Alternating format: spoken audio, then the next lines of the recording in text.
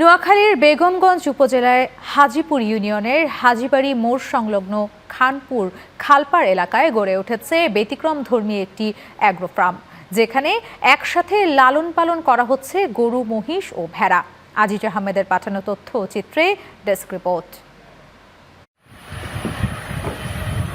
কর্মসংস্থান সৃষ্টি ও নিরাপদ প্রাণী সম্পদ গড়ে তোলার লক্ষ্য নিয়ে নোয়াখালীর বেগমগঞ্জে যাত্রা শুরু বিসমিল্লাহ আলফা অ্যাগ্রো ফার্মের। প্রথমবারের মতো খামার গড়ে তুললেও ইতোমধ্যে স্থানীয়দের মাঝে বেশ সাড়া ফেলেছে খামারটি,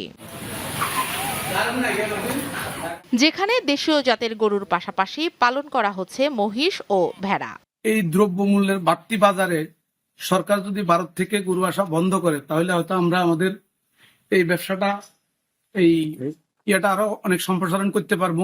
স্থানীয়দের মতে এ ধরনের উদ্যোগ শুধু কোরবানির পশুর চাহিদা পূরণই নয়, গ্রামীণ অর্থনীতিকে আরো শক্তিশালী করার পাশাপাশি সৃষ্টি হয়েছে কর্মসংস্থান।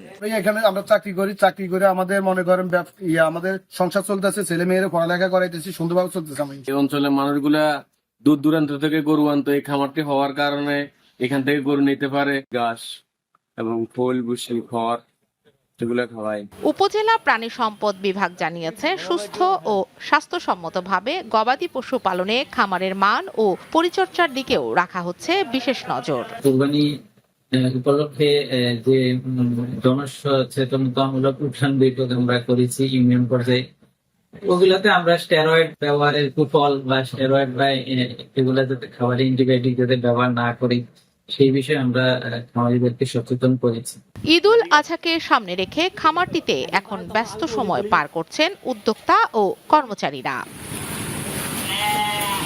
Channel 9 news desk.